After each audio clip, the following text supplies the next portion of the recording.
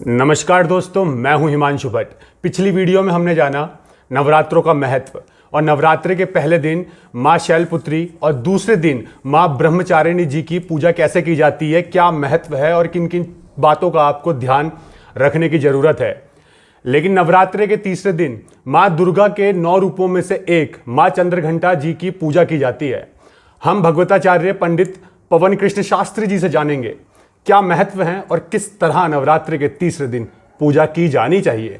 आपको मेरा प्रणाम। सबसे पहले मैं ये जानना चाहूंगा कि माँ चंद्रघंटा कौन है। सर्वमंगल मांगल्ये शिवे सर्वासाधिके शरण्ये त्र्यंबके गौरी नारायणी नमोस्तुते। माँ चंद्रघंटा 9 देवियों में से एक रूप माँ चंद्रघंटा है। जैसे कि प्रथमम शैलपुत्री च, द्वितीयम ब्रह्मचारिणी, तृतीयम चंद्रघंटेति, कुष्मांडे चतुर्थकम, पंचमम स्कंद मातेति, षष्ठम कात्यांच, सप्तमम कालरात्रिति, महागौरी चाष्टम, नवम सिद्धदात्री च, नवदुर्गा प्रकृतिता। माँ चंद्रघंटा तीसरे स्वरूप है। तीसरे दिन तीसरा नवरात्रा माँ चंद्रघंटा का है। माँ चंद्रघंटा के विषय में पौराणिक अनेकों कथाएं हैं, अनेकों प्रकार से कथाओं का वर्णन मिलता है और देवी भागवत में माँ चंद्रघंटा के बारे में विस्तार रूप से वर्णन मिलता है। माँ चंद्रघंटा जैसे कि जब शिव और सती का विवाह हो गया, सती दक्ष की जो पुत्री है, और दक्ष ने शिव अपमान के लिए यज्ञ का आयोजन किया। बड़ी विस्तार से कथा आती पुराणों में। तो सती का जब दक्ष के यहाँ आना यज्ञ में और शिव का स्थान न देखना और सती ने अपने प्राणों का त्याग करना और तारकासुर की उत्पत्ति, तारकासुर असुर, ब्रह्मा से वरदान मांगना कि मेरी मृत्यु हो तो शिव पुत्र के हाथों हो। अब यहाँ पर भगवान शिव समाधि में थे और सभी देवताओं ने माँ भगवती की आराधना उपासना करनी प्रारंभ कर दी। तब माँ भगवती ने कहा कि मैं दक्ष के यहाँ पर जो सती रूप में प्राण त्यागी हूँ, अब वही सती हिमांचल के यहाँ पर मैना के गर्भ से जन्म लेगी और पार्वती नाम उनका होगा और वह तपस्या करेगी और भगवान शिव से उनका विवाह होगा। तब यहाँ पर वही सती जो दक्ष यज्ञ में प्राण त्यागी थी, हिमांचल के यहाँ पर जन्म ली और शैलपुत्री नाम पड़ा। प्रथमम शैलपुत्री च, शैलजा जिसे कहते हैं। द्वितीयम ब्रह्मचारिणी, नारद जी के द्वारा गुरु मंत्र प्राप्त करके शिव की उपासना की, ब्रह्मचर्य व्रत धारण करके नाम ब्रह्मचारिणी पड़ा। और तपस्या करते करते माँ के मस्तक पर चंद्रमा का आकार घंटे का स्वरूप बन गया, तब माँ का नाम चंद्रघंटा पड़ा। एक तो कथा ही आती है। दूसरी कथा शास्त्रों में ये वर्णन मिलता है कि महिषासुर दैत्य था, उसने ब्रह्मा जी से वरदान प्राप्त किया कि मेरी मृत्यु हो तो किसी स्त्री के हाथों हो। तो ब्रह्मा जी ने तथास्तु वरदान दे दिया। तब माँ दुर्गा की उपासना सभी देवताओं ने की कि महिषासुर का वध हो। तो माँ दुर्गा ब्रह्मा विष्णु महेश तीनों देवताओं के तेज से प्रकट हुई और उन माँ दुर्गा के मस्तक पर घंटा का आकार था, चंद्रघंटा का आकार था। उनका नाम चंद्रघंटा पड़ा और महिषासुर का वध किया।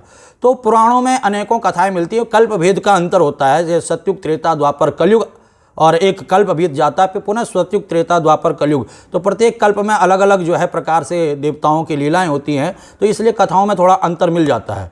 परंतु अब विषय है कि पूजन कैसे करना माँ चंद्रघंटा का।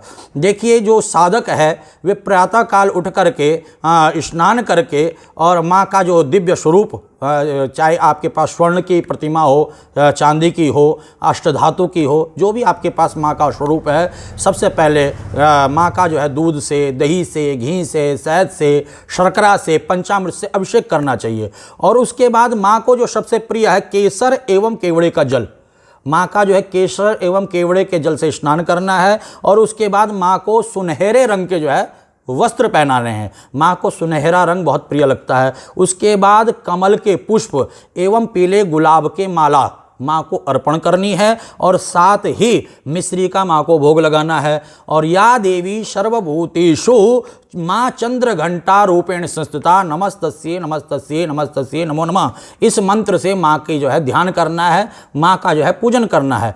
ऐसा करने से समस्त शत्रुओं का विनाश होता है और घर में रिद्धि आती है, सिद्धि आती है, सुख आता है, शांति आता है, वैभव आता है एवं मन प्रसन्न रहता है। इस प्रकार से जो माँ का पूजन करता है और माँ से प्रार्थना करता है कि खड्गम चक्र गदे शुचा परिघान शूलम भुषण्डिम शिरः शंकम संदधतिम करेस्त नयनाम सर्वांग भूषावृताम नीलाश मद्युतिमा से पादस्काम शेवे महाकालिकाम यामस्तो सुपिते हरो कमल जो हंतुम मधुम कैटवम।